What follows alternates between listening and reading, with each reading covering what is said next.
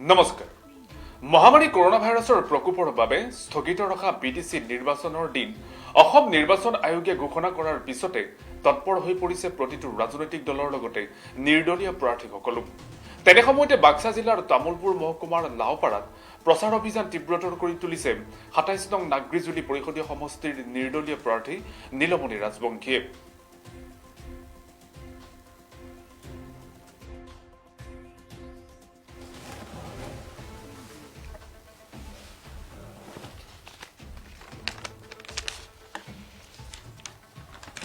পুনৰবাৰ জনাইছো, মহামাৰী কৰোনা ভাইৰাছৰ প্ৰকোপৰ বাবে স্থগিত ৰখা বিটিচি নিৰ্বাচনৰ দিন অসম নিৰ্বাচন আয়োগে ঘোষণা কৰাৰ পিছতে তৎপৰ হৈ পৰিছে প্ৰতিটো ৰাজনৈতিক দলৰ লগতে নিৰ্দলীয় প্ৰাৰ্থীসকলো।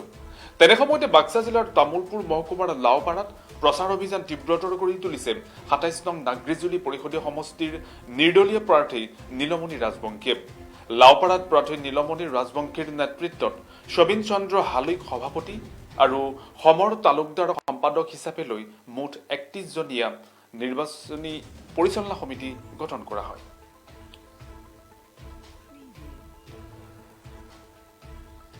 ইতিমধ্যে বিটিচি নিৰ্বাচনৰ দিন চমু চাপি অহাৰ লগে লগে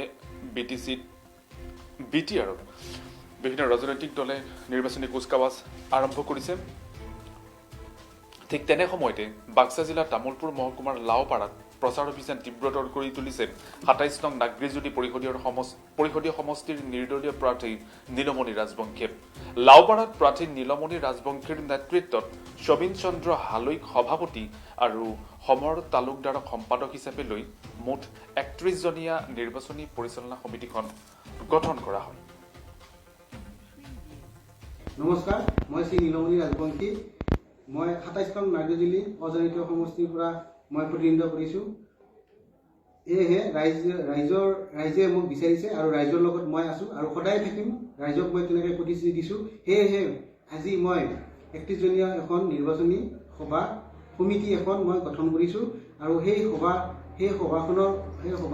সমিতিখনত সভাপতি হিচাপে মই শ্ৰী সবিন হালৈ চন্দ্ৰ ডাঙৰীয়া দেৱক সভাপতি হিচাপে দায়িত্ব দিছোঁ।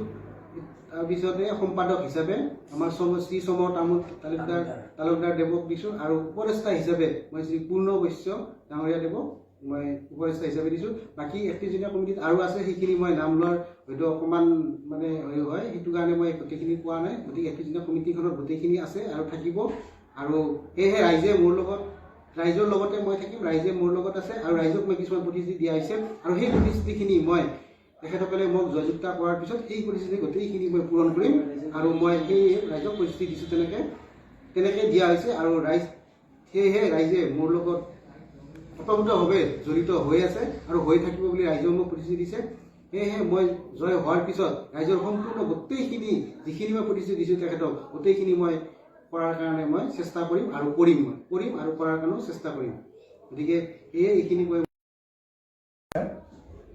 ২৭ নং নাগ্ৰিজুলি অজনিত পৰিষদীয় সমষ্টিৰ আমাৰ নিৰ্দলীয় প্ৰাৰ্থী নীলমণি ৰাজবংশীদেৱ।